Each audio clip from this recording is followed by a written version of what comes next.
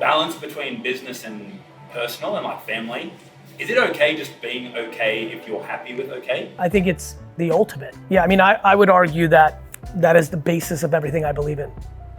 I think I like having ambition.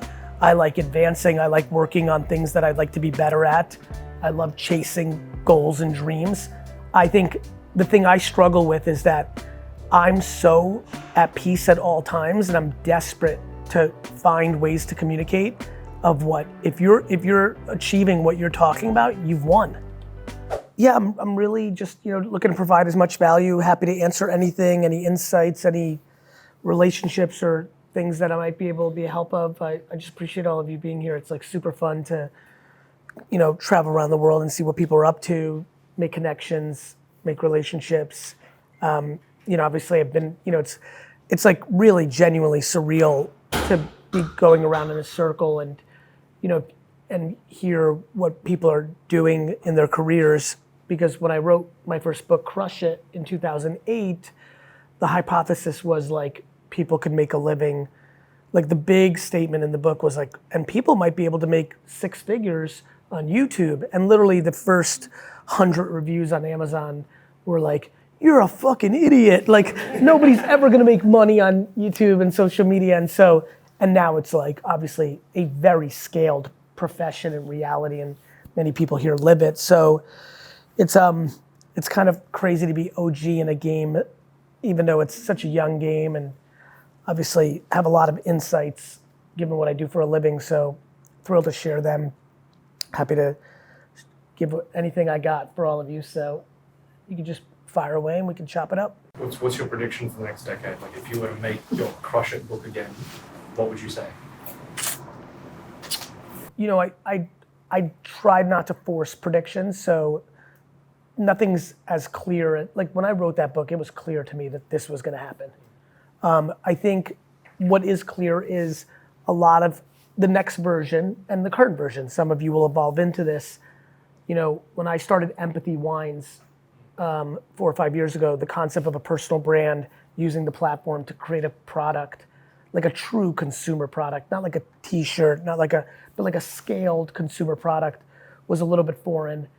We built a pretty large business. We sold it to Constellation. It was a really substantial exit, but that's a minor leagues execution to what we're seeing with Mr. Beast chocolate and Logan and KSI's energy drink. And so I think what's very clear to me is the biggest consumable brands, not fashion, not apparel, not like what we've all kind of seen for the last 5 years. I'm talking like the biggest potato chip in the world that is competing with Doritos, or the biggest bottled water, or the biggest bubble gum, I think is gonna come from humans, not corporations. And so that's a big thing that's clear to me. I think the AI metaverse thing is an inevitable outcome. I don't know if it gets fully there within 10 years. Things go fast and slow. It can be fully there, but there's really a path for it not to be there. I'm interested in that. I think the biggest competitor to the space of creators is virtual creators. So right now, a lot of people in this room are disrupting actual celebrities and and enjoying it so much. All the TikTokers and creators in this room and around the world are like, yeah, like we're getting the action, like we're more famous than the famous people. I think the next decade, the fact that AI personalities and vloggers that aren't even human beings are gonna make the current influencers really sad because they're gonna take the business. So what this group represents, taking away from Hollywood and mainstream celebrity, it's very clear to me that virtual personalities are gonna take that business. And so that will be interesting. So those are some of the things I'm thinking about. Okay. In terms of like how the US market dominates in terms of like media, do you see in the next 10 years it changing as to like US power being kind of desaturated, where like Saudi Arabia becomes a really popular, or like Southeast Asia becomes much more prominent in terms of like where the attention focuses? Because if you look at, say, the top 50 music, it's like 50% Spanish already, which is changing on a global scale. And then there's like Philippine songs coming in, and then there's all these other places. Yeah. What are your thoughts on I think it's a really good observation. I'm very bullish on the decentralization of Hollywood being the dominant play. The world is getting much more global, right? Like, the Latin movement has a lot to do with the fact that the U.S. demographics are much more Latin than ever. But on the flip side, I think Saudi Arabia is going to be an importer of it for a long time. And Saudi's got a lot of money. And so Saudi's game is less creating it and more buying it, which is why you see what they're doing with golf or Ronaldo, or, have very deep pockets to buy culture. But I think what's going on in Colombia, the whole Bad Bunny, Palma, with J Balvin, and going way, way back to even like early J-Lo, Ricky Martin, and Gloria Estefan, going back like the Enrique Iglesias, like, it's very clear that when you have 14-year-old white kids in America obsessed with K-pop and obsessed with music, they don't even understand the Spanish language, there's shit that's changing. And America's overall dominance in currency and pop culture is definitely on the decline, because there's just so much more. I mean, China has its own scale. India is going through its own nationalism movement, so that will happen. America itself demographically is changing. Social media allows for anybody, not just someone who flies to LA and makes it in Hollywood, to pop. So I think that's in full pledge. I don't think Saudi Arabia is big enough or organic enough to be the place where it comes from. They're gonna buy it. Who would you say like top 3, top 5 markets to really pay attention to? Well, China is really a true market in itself because it's so big, right? Making it in China and never leaving China is very viable. I think to a much further prediction out, I think the most vibrant, interesting continent is Africa. I think Africa is going to be a major player in 24. This may not be exactly right, but something like in 2040, 35% of the people 25 and under will live in Africa. So it's an incredibly vibrant, wildly talented, similar to like what we've seen in Southeast Asia or Latin America. Like, it's on the super come up in the way the Middle East, I think, was over the last 25 years. And so I expect I always say to my friends, I'm like, black coffee is the preview, not the anomaly. And so I think you're gonna see global superstars coming out of Africa in a big way. That would be the place. And a little further out, in a 5 or 10 year window, I think you'll see continuation of what we're seeing now. Pardon my ignorance, I'm not sure if you have children. I'm not sure how many others in the room have children. I have 4 kids. I know you talk a lot about like regret and mindset and stuff. Like, is it perfectly all right? Like, I'm content. I know the seminar and a lot of today's talk about earning more, growing your business, like the balance between business and personal and like family. Is it okay just being okay if you're happy with okay? Or do you think it's... I think it's the ultimate. Yeah? It's the ultimate. Peace. Even in a society where they're constantly pushing, like, make more money, earn more money, status. If you're personally happy, you think that's all of course. Bliss, yeah? I mean, it's the biggest reason I talk about the things. I'm a businessman and I love business, but I think it's crazy to chase money, as a singular KPI. Yeah. Mainly because the majority of people that I know that are wealthy are not content. Yeah, cool. Yeah, I mean, I would argue that is the basis of everything I believe in. I think I like having ambition. I like advancing. I like working on things that I'd like to be better at. I love chasing goals and dreams. But I think the thing I struggle with is that I'm so at peace at all times, and I'm desperate to find ways to communicate of what, if you're achieving what you're talking about, you've won. Like, to me, waking up with anxiety is like devastating. It's so challenging, like being anxious and being concerned and being worried. Those are tough. Of course I know it's okay. Right? Yeah, thank you. You know what I mean? Like, how do you manage, like, with all that you do? I couldn't even Because I feel like I'm absolutely flat out and like just pulled between so many different things. It's tied in a little bit to the two things. For me, what works is the balance of hunger and ambition with complete and utter content, which equals, it's like a formula. Hunger and ambition, plus wild content equals the ability to not judge myself for making mistakes. So the reason I can handle so many things is if you're trying to do 98 things like I do, that brings me great joy. I love the chaos of playing on many fronts. You have to be completely comfortable with losing a lot. Yeah. Many things I try and work on don't succeed.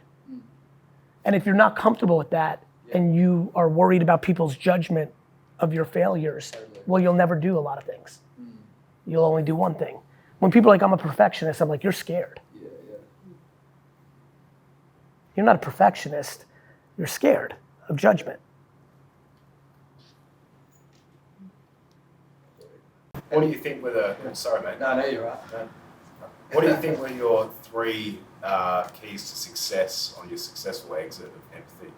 Not necessarily revenue or... Historical leverage. Yep. I grew up in the wine business and everybody knew me in that world.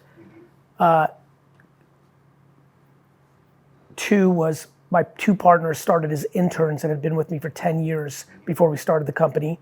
So full family execution, just like full trust, full alignment, same page, fucking dancing to the same song. Yep. And 3, a very contemporary marketing plan and execution that was very valuable for Constellation for all their brands, not just empathy.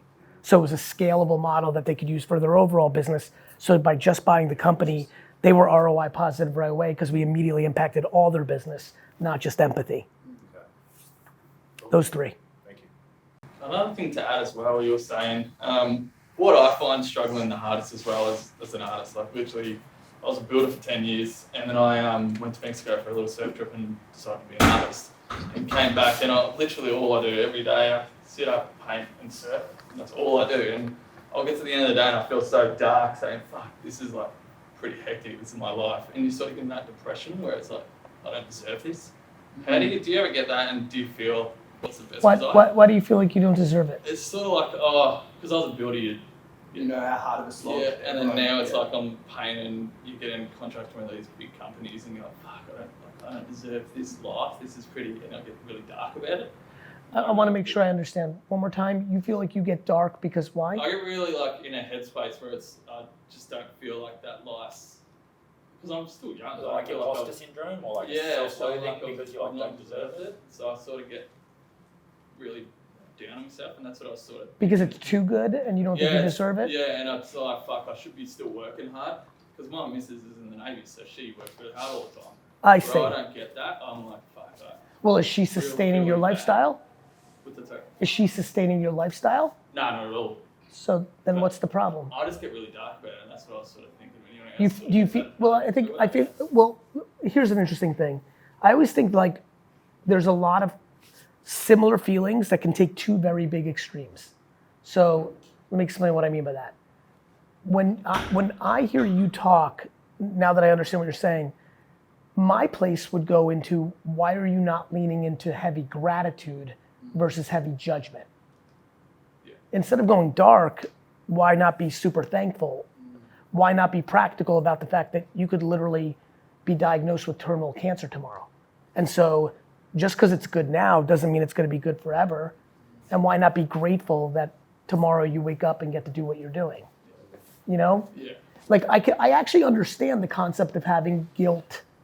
Like I talk about it a lot, that my energy is based on this weird mix of like heavy gratitude and a guilt of like the luck of the DNA and circumstances that built me to who I am. But I think you're giving guilt too much energy and not enough to gratitude. You know what I mean? Yeah, I know what you mean. And then the other thing is, what you may want to do is contribute. So another thing that I'm thinking about is, one of the things that really gives me tremendous peace of mind is I have this incredible framework of gratitude, but I've been like bleeding for the last 15 years to try to impact others in a positive way through storytelling. You might be able to add a scenario to in between surfing and going to painting if you articulate if you break down that trip to Mexico over and over and over again, you might be able to inspire someone to have their version of Mexico for them to be happy. You know, when I think about how grateful I am for being as happy as I am, it always is more palpable when I read my DMs or emails in the morning where people are giving me roses for really helping them. And so maybe you need that right now because maybe you're feeling inherently too selfish. My missus is doing this. You're not doing anything for the world. Maybe adding, this may be what you're thinking. I don't know. No, you. that's the So- biggest thing. You don't feel like you contributed to the world. Yeah, I wonder, you know, your trip to Mexico is profound. You just sat here and said, I was working, I went to Mexico, and I came back and was an artist. Like, that's fucking rad. And I wonder if there's an opportunity for you to really break, you know, what I do for a living now professionally from a content creation standpoint is I've spent thousands of hours dissecting my life and its experiences to try to articulate in different ways with different adjectives on different platforms of like, what's the insight to that and how could that actually matter to someone? And if they can make a connection of like, oh, that's me too, maybe that can lead to their thing. I think you should really consider to try to like storytell about that trip because it's profoundly interesting. And you might inspire someone. And maybe that will scratch the itch that you're feeling right now emotionally, which would be rad. Because then you're taking something that right now is eating you up and it can turn into a very positive energy. I would try that. I don't know. Out of all the artists you talk to, I know you love a lot of rappers and stuff. We have a lot of artists in here. How do you balance, right, making your art about fitting the market and what it is that you want internally to express? Because there's I that got battle. It's my biggest pain point that people can't wrap their head around and. I just think that you can do both. This is why I believe in volume so much. It's not 1984 where you can only put out one album every 3 years because you had to fucking press it on a fucking disc. Like it's the internet. Like put out a fucking song that is completely trend on trend on trend on trend because you want to. You didn't sell out. You wanted to make something that was on trend. And then make a fucking ballad where you pour your heart out that you know isn't commercially viable because you need to scratch your art. Like this concept that you're not allowed to be both commercial and have depth is insane to me. We're obsessed in the world of ore. Does it make it hard for the consumer to understand the brand? If No. you are- No, I'm not confused about Lil Wayne because he put out a rock album. It's these philosophical things that are old school. They're theory. What people give a fuck about is, do I like this fucking song or do I connect with this song? You know, you're not like, oh, like fans, well, like they ebb and flow anyway. Like, you know how it is. Your earliest fans fuck with you, then you get bigger, then you've sold out, then they miss you and they come back. Then you disappear for a while and they really miss you. Then you come back, they're like back, but then it's not good for them anymore and you're a different life cycle. Like I just know this to be true because in my craft of content creation, like people are like, Gary, I don't fuck with your shit anymore. I'm like, that's great. Like, I'm so humbled that I was ever a factor in the first place. And then those same people 4 years later, like, yo, I'm back. And I'm like, of course. Like, cause we've matched up again, you know? Yeah, I think those are so historical points of view because of the limitation of distribution. But now we have unlimited distribution. And the only thing you're doing is not getting out what you want. By sitting and debating this, all that's happening is inaction. Right? So just kind of do what you Right. It's look at the back-to-back things. You know, he's thinking through his feelings. If he acts on putting out what I just said, like there's only action.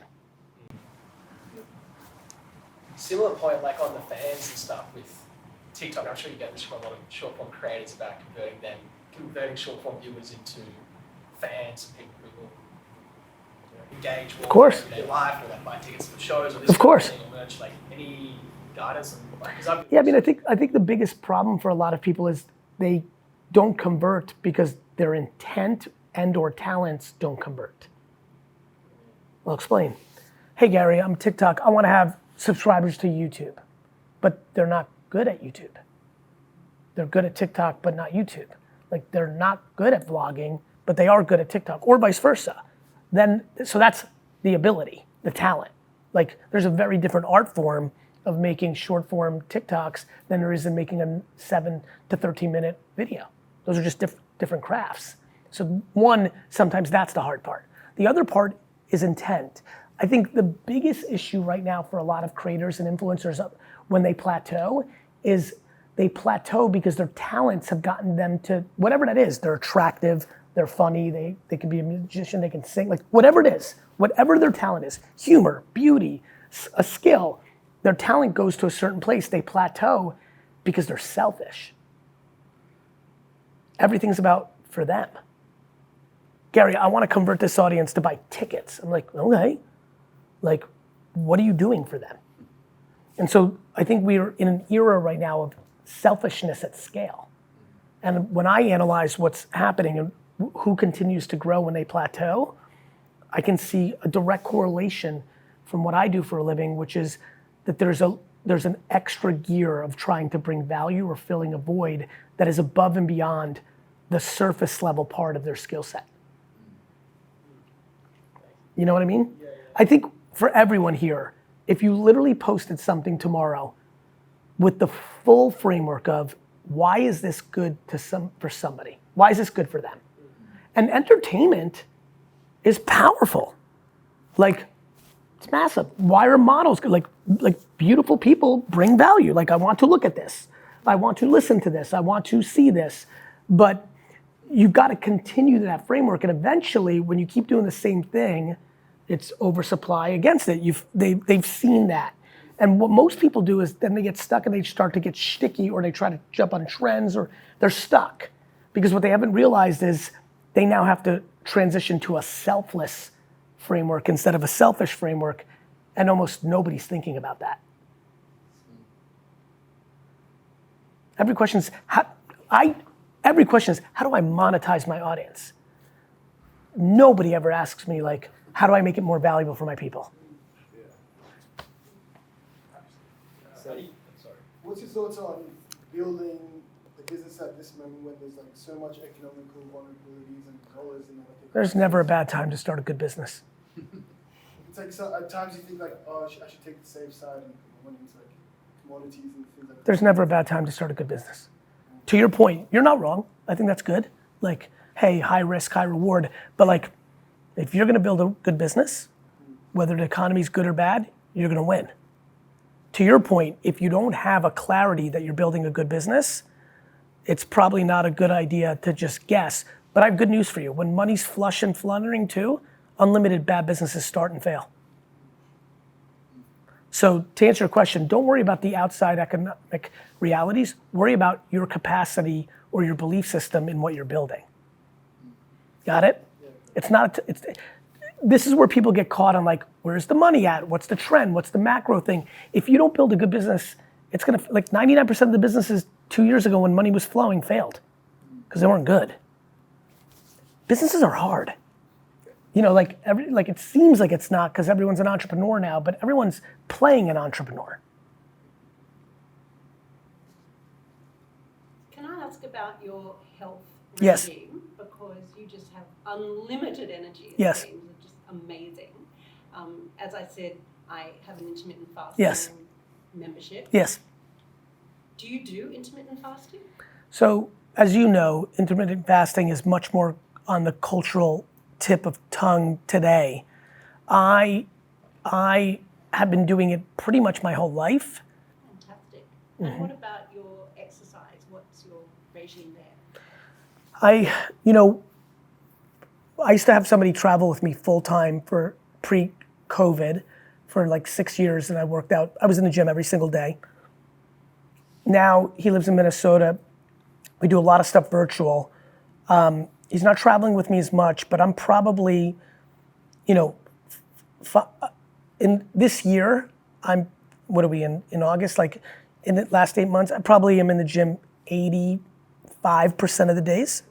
I work out predominantly 7 days a week when I'm not traveling. And even when I am, I'm usually working out with him. I hurt a pec muscle and a glute, like I'm a little strained right now. So, and this trip's a little awkward, but yeah, I work out quite a bit. I do a lot of soft tissue work. That is, I don't know if you have like a bad back or stuff, like fascia and soft tissue is fascinating. You should look into it. But yeah, I work out. Fantastic. So you actually encouraged me to move to New York last year, and it's like my second home now, which I really like. And one of the things that you said that stuck with me the most recently is that you are your own niche. And I wanted to ask you on that and your journey in discovering that, because that's been very profound to me. Thank you. You know, as a lot of people here know, like, everyone's like, you need a niche, or, you know, like, and I'm just like, man, like, everyone's like struggling of like, I gotta find my niche, and like, everyone's like, this sucks, there's too many influencers. I'm like, but you're one of the problems. Like, you know, like everybody like doesn't want competition. It makes me laugh, like as if you're entitled to. I'm like, you know, like, Gary, you don't get it. Like I used to be. I'm like, you don't get it. I was doing this before you were born. This was awesome. I was a YouTube sensation when there was 19 of us. You know, like,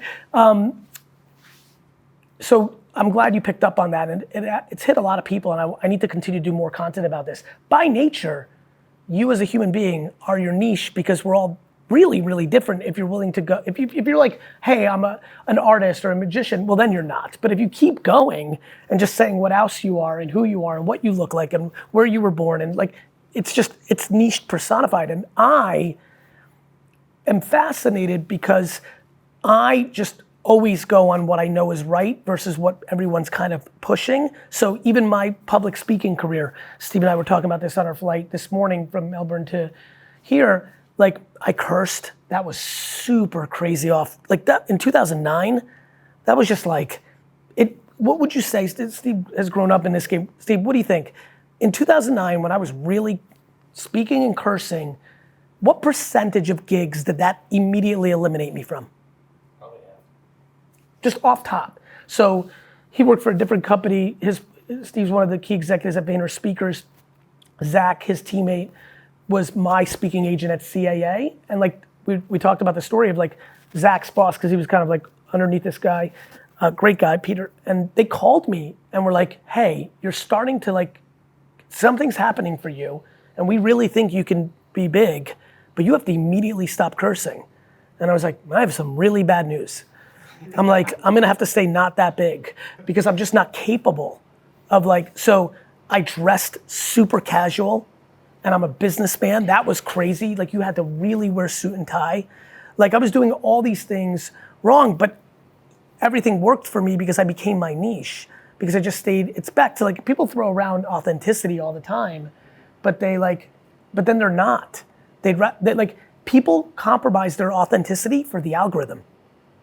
People compromise their authenticity for the likes. Think about that, for the followers, right? But then if that was true, like, then the culture wouldn't be the way, if Pharrell and that whole crew didn't like make nerd culture cooler, like all the rappers that rock Dragon Ball Z now and fucking Pokemon wouldn't be doing that. It took their courage, because that wasn't cool. Like, and so like, I would tell all of you, like, a lot of people are holding in all sorts of things. Sexual orientation, hobbies, true friendship, other interests that don't fit the profile or the persona that they've built. And the reality is that's the shit that's gonna make people love you. I'm a very real businessman. Like not like I make money as a personality. Like I'm a businessman. Like built lots of big businesses. And I'm like making videos about garage selling and buying $2 items. And all my real business friends, like the real business people, are like, what the fuck are you doing?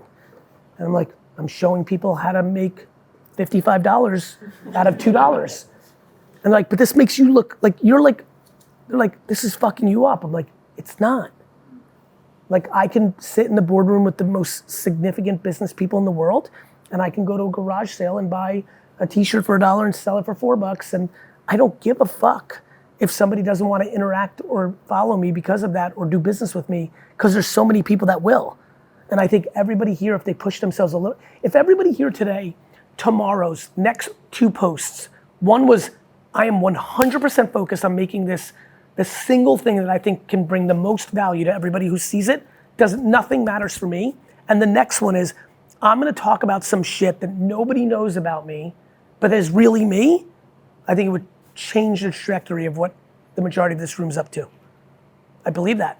I believe both posts may do worse than every post that they're accustomed to, because it's not on best practices, but I think it will change in a great way for everyone. I really believe that. What's that? Hello. Hello. Hello. So, first of all, it's really lovely to actually speak to you. And I want to say thank you because prior to being part of Dana, everything, your content, I started watching you when I was very focused on academics. I was very, I didn't give myself a creative outlet for a long time in my life. And when I spoke to you last, this was 2022 with GaryVee, I was sort of at like a point where my chronic illness was really, really affecting me. Do I go back? Do I try academics? I know I struggle with it, with my body, my health, all that. Do I try out this creative thing? And your content, our conversation, everything, you gave me a lot of courage to try and be a creative, and I have, and I've worked with John Henry Starr now as a brand illustrator, crazy stuff has happened, I'm really grateful for it. I think recently, I don't know if it's being just hitting 25 or whatever, I don't know if it's the type of career that it is or if it's just life, I feel like I've struggled a lot in the last maybe 2 years or so with uncertainty and rejection. And these are things that I thought I was always comfortable with, but as I'm just getting to this section of whether it's, I know people feel this at every age, but it's the rejection, even if it's it just hits, and it's that's because. What's your, what's your advice? My advice is to understand yourself. Somebody that grows up that puts academia on a pedestal is protecting themselves for not being rejected. Fake, aka school. Once you figure out the system, you can get A's. And you can trick yourself into not having rejection. Real life is only rejection. Life is only rejection. All life is micro losing. All life is micro losing. The quicker you can get good at enjoying micro losing, the quicker it gets great. And it's important, words matter, micro losing, not macro losing. Not losing your relationships or your house or micro losing. Every day I'm micro losing. The reason you're struggling is because you put academia on a pedestal your whole life. It's a huge problem. I don't think people understand how deep my intent goes. I'm not fighting school because I wasn't good at it. I'm fighting school because I watch the world and I know what it's doing to people. It's really, really, really a challenging framework. There's no flexibility in it. Here, all 6-year-olds, we're gonna just push you through for the next 18 years, 16 years, 12 years on the same fucking track. And the ones that are lucky enough to conform to it will make pretend you're good. And all the other ones, AKA anyone who's creative in any shape or form whatsoever, which is more than half the population, we're gonna build frameworks to make you feel insecure along the way, that you're dumb and not good. The fuck is that? And then you have immigrant parents and parents in general just reinforcing its value. And then you have parents wanting their children to be doctors and lawyers and engineers to make them good and feel good, not you. And who the fuck's watching out for people?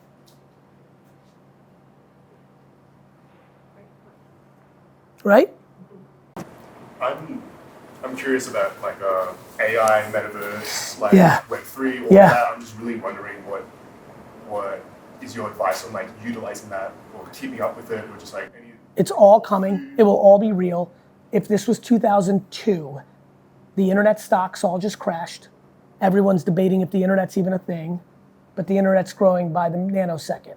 As we sit here today, right now, versus 30 minutes ago when I walked in, Web3 has advanced, AI has advanced. What's up, brother? All of it. You should stay on top of it. As a viable business, you have to understand the timing. NFTs, I think, are gonna be enormous, but right now the brand of NFTs is in the garbage because the greed of last year crushed it because people weren't listening to what I'm always saying, which is 99% of everything always goes to zero. Right? Are sneakers a good collectible and something people care about? Of course they are. But 99% of sneakers are not selling on StockX. But everybody got caught up and they put all NFTs or, people are oh, Beanie Babies. But Beanie Babies are a stuffed animal. Stuffed animals continue to sell $1 trillion. Squishmallows are doing just fine, right? So people are not good at seeing the macro. And so right now, just because a lot of people aren't on the metaverse doesn't mean that it's not an inevitable outcome. Of course VR is gonna happen. The technology is advancing too fast. The new Apple shit is fucking good. We're not all the way there yet, but like online dating was good in 2002, but there was too much taboo to it. So people were like meeting, but they were like lying. Now it's mainstream. So it's all coming. It's just social norms, timing, technology. But if you're into that shit, you should pay attention, because if you really pay attention right now and you're actually looking at it every day, you'll have a good sense of when it's gonna bubble up again. If you're not paying attention, it's gonna catch you off guard. I gotta go? Okay, pleasure. Thank you, I'll see you out there.